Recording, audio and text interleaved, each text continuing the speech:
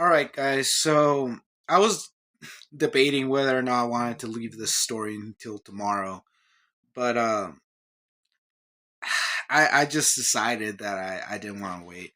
So as y'all probably know by now, the uh, the flooding in Texas has been devastating, and yeah, I mean it's been an absolute disaster, and the loss of life has been tragic, particularly because there was a camp um, next to the river, a summer camp where there was some girls at, and a bunch of young girls lost their lives. A lot of them are still missing, um, and yeah, it's just been a truly tragic story, and a lot of it um, could have probably been prevented. Yeah, that's kind of what kind of also makes it worse and more tragic is just that it could have been prevented, but because of the greed of these billionaires who just want to have everything, they they now we're left defenseless against natural disasters, and um you know just terrible. And we have a story here about Ted Cruz, who's a senator from Texas, and it's just a fucking unbelievable story. Uh, so I have a video here from Breaking Points. Um, I love this channel. Go check it out for sure if you guys haven't yet. I feel like they do a pretty good reporting over there, and we have this video for y'all. So here, let's check it out. We continue to keep our eyes on Texas, where the death toll from those horrific floods there in the Hill Country has risen now over 100. We still have a number of people who continue to be missing as the search and rescue effort now enters its 5th day. Kristi Noem, of course, the head of DHS. FEMA is under DHS. And this administration has really aggressively gone after FEMA. I mean, Trump has floated getting rid of FEMA altogether. So I wanted to start by focusing in a little bit on Kristi Noem here, whose role is going to become increasingly significant. Let's take a listen to some of her statements over the past several days. Everybody knows that the weather is extremely difficult to predict, but also that the National Weather Service over the years at times has done well, and at times we have all wanted more time and more warning and more alerts and more notification. That is something, and one of the reasons that when President Trump took office, that he said he wanted to fix, and is currently upgrading the technology. And the National Weather Service has indicated that with that and NOAA that we needed to renew this ancient system that has been left in place with the federal government for many, many years. And that is the reforms that are ongoing. They continue to elevate and up their notifications. When your notification hit your phone, sir, I'm sorry, I can't speak to when that is, but I do carry your concerns back to the federal government and to President Trump, and we will do all we can to fix those kinds of things that may have felt like a failure to you and to your community members. We know that everybody wants more warning time, and that's why we're working to upgrade the technologies that have been neglected by far too long. So a couple things that she says there. First of all, she says, well, the weather's hard to predict. True, but, you would have a better shot at an accurate forecast if you didn't just have DOGE take a chainsaw to the National Weather Service, a plan that was laid out, by the way, in Project 2025. So this has been an ideological project of the conservative movement. Number one, they just don't like the federal government and would like to privatize a lot of that weather collection, weather forecasting. Number two, they feel that the National Weather Service and NOAA are part of what they call the climate change alarm industry. The other thing she says there is that they're working on some new technology to improve the warning systems. Reporters and people who are familiar with these agencies said, we have no idea what she's talking about. This appears to have just been made up to cover for the fact that what they've actually done is significantly degrade the capacity of this agency to be able to properly forecast and to be able to communicate those forecasts and those warnings to the community. Now you have questions of potential failure of the FEMA response, given that FEMA has also been severely degraded by this administration. So the headline here is FEMA response to deadly Texas floods delayed and deficient, with Kristi Noem in charge, and staffers are sounding the alarm. How at this point normally you would have hundreds of staff staffers on the ground from FEMA, and that right now they have, quote, barely any staff that's been deployed, and the acting administrator, David Richardson, is, quote, nowhere to be found. Per one source, if this is how they are going to do a major hurricane response, people are fucked. That's according to insiders at this agency, at FEMA, who say this is not going the way that it previously would have gone under other administrations that took disaster recovery more seriously and didn't have this ideological war on federal emergency management. At the same time, we had Caroline Leavitt being pressed on questions of the administration's response and whether the cuts to the National Weather Service here contributed to an increased loss of life, so more young girls in particular dead because of these chainsaw cuts to the National Weather Service. And Noah, let's go ahead and take a listen to E3. Gave out timely flash flood alerts. There were record-breaking lead times in the lead up to this catastrophe. There is ongoing flood monitoring, and these offices were well staffed. In fact, one of the offices was actually overstaffed. They had more people than they need. So any claim to the contrary is completely false, and it's just sad that people are pushing these lies. So I don't know what she's talking about there, because those offices and the union that represents those workers say, and all of the reporting prior to even this tragedy unfolded, says that these offices were understaffed, that there were significant vacancies. So, there will be a lot of reporting in the days to come about the failures here on every level and whether those cuts had an impact. And whether or not we can pin down exactly whether there was an impact here or not, you have had significant warnings from all of the previous NWS heads who said, if you make these cuts, you are going to degrade the ability of the Weather Service to do its job, and it will lead to increased loss of life. So those warnings are there as we head into the peak of hurricane season. Last piece I have to get to here. This is wild. I don't even know what to say about this. Put E2 up on the screen. Ted Cruz, senator from Texas, known previously as Cancun Ted because he was caught in Cancun while a horrible natural disaster was unfolding in Texas. I believe that was when they had the electricity loss, power loss, and a deep freeze. People were literally freezing to death, and he was in Cancun. Well, this time, as disaster strikes, he's in Greece, caught vacationing in Greece as these floods hit. Now, you could say, okay, well, how could he know, right? He couldn't know in advance. This came on very rapidly. You would have no way of knowing in advance that these floods were coming and that it was going to be a devastating loss of life. But not only was he there when it happened, okay, we could forget that, but he stayed. He was caught by tourists who were in the area who snapped that photo of him sightseeing days after the floods had hit as the search and recovery effort was ongoing. So he apparently didn't leave his vacation in Greece until Sunday to come back. So just absolutely extraordinary.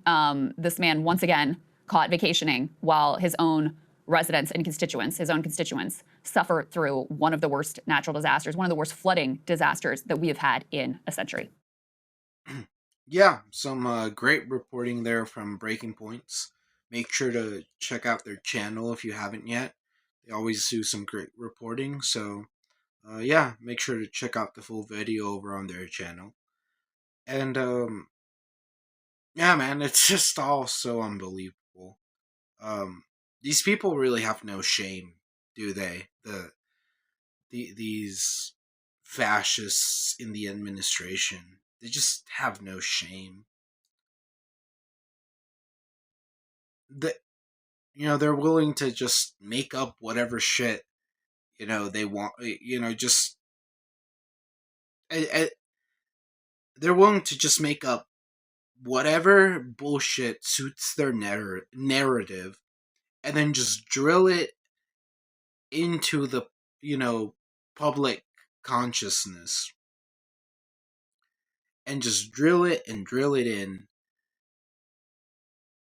and it's all bullshit, right? I mean, Kristi Noem's saying that they're developing some secret technology or system that nobody else knows about. And then bullshit Barbie Caroline Leavitt over here is saying that not only were the offices not only were the National Weather Service offices not understaffed, some of them were overstaffed.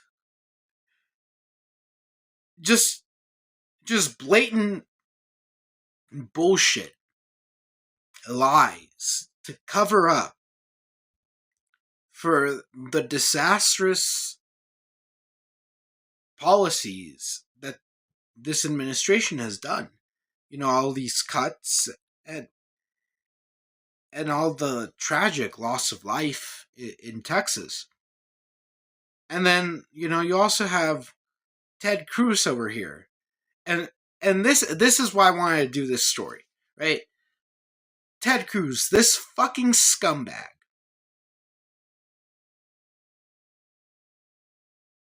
decides to fucking go over to Greece, and he doesn't come back, you know, until several days after. And, you know, even though he and his party are part of the fucking reason why there's all these cuts to these agencies and these programs. Like, he was one of the senators that voted in favor of the fucking bill that would just cut more from the government, right? And Trump's trying to abolish FEMA, which would be just absolutely disastrous, right? FEMA doesn't even have enough people on the ground right now. You know, and you can't privatize this shit, because nobody's really going to be able to do this shit except the government, right? And even if, you know, some of these things could be privatized, I guess, they're not going to be as effective, right? Like, the National Weather Service is not going to be anywhere near as effective if it were privatized, you know? Because you need coordination across the entire country. So it's better when you have, like, the government and have it be a national thing that coordinates across the entire country to get the weather right. Like,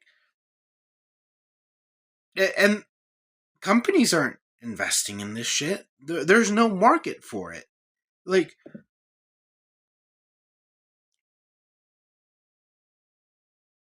but back to Ted Cruz.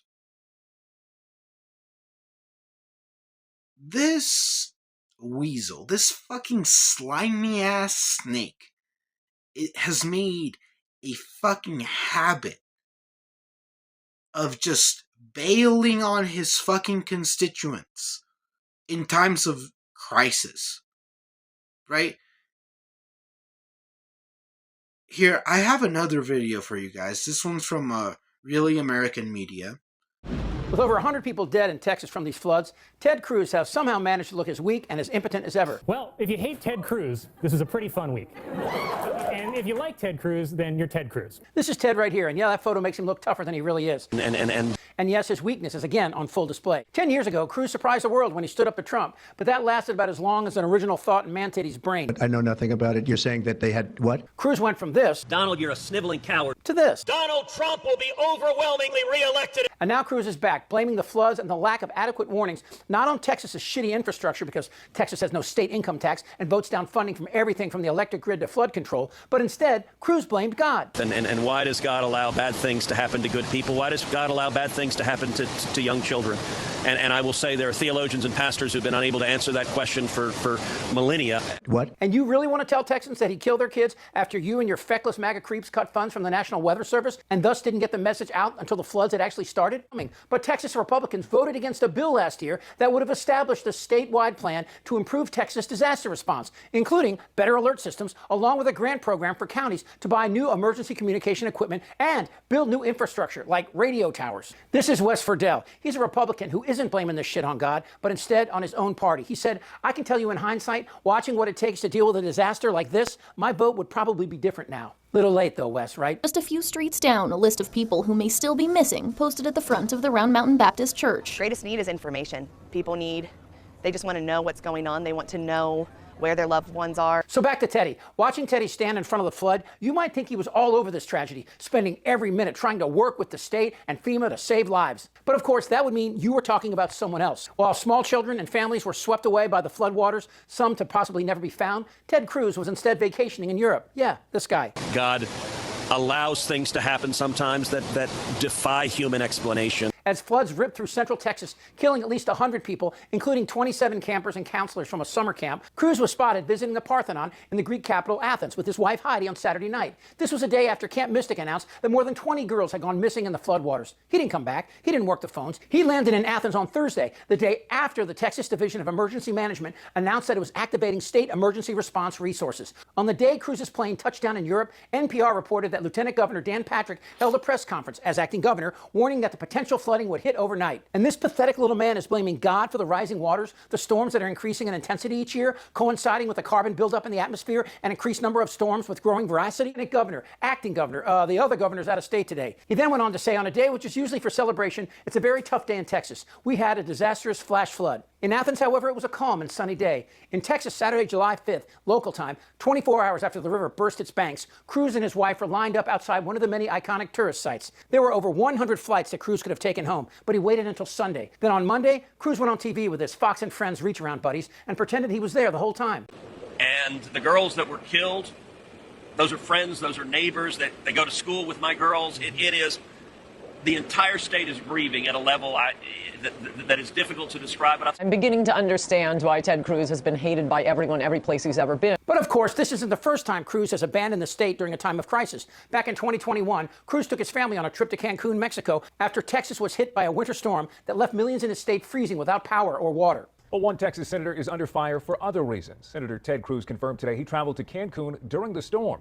When pictures of the senator with his family at the airport surfaced, social media exploded in anger and disbelief. At the time, millions of Texans were without power and many without water. I can't say what I want to say, but it is what it is. Hey, bro, we need some help down here. You out there having fun in Cancun.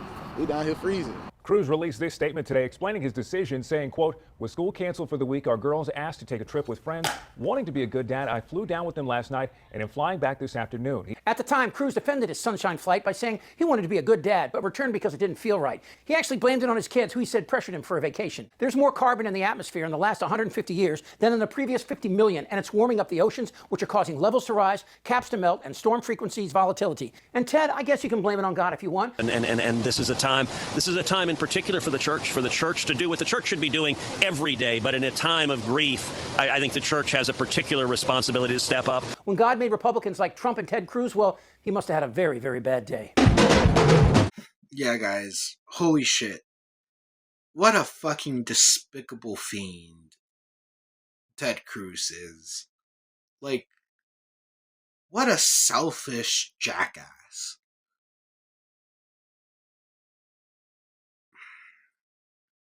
Like, and this is a fucking habit for him. Like, this isn't the first time, right? Like, he keeps doing this shit. He keeps doing this. I don't get how Republicans keep voting for these fucking incompetent, heartless assholes, right? Because the GOP is fucking full of these jackasses. Maybe not like all of them, but you know, right? Like, the Republican Party is just basically a bunch of greedy jackasses who love to just suck off billionaires and rich folks because they get money from them for their fucking campaigns. And it's just insane.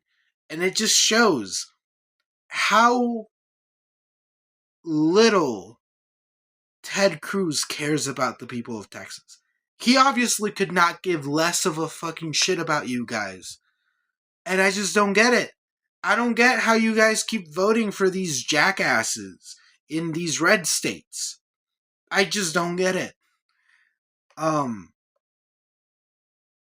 But yeah, Ted Cruz and people just like him, they're fucking assholes, and there's a special place in hell for these scumbags. Seriously, holy shit, man. Anyway, it's getting pretty late. Thank you all for watching. I really appreciate it. Yeah, make sure to hit that like button, share and subscribe if you enjoyed the video. Hope you all did. And yeah, have a great one, y'all. Hey everyone, thank you all for watching. I really appreciate it. If you enjoyed the video, please don't forget to like, share, and subscribe so we can make this channel grow. This has been Revolution Television, where the revolution is televised. Peace.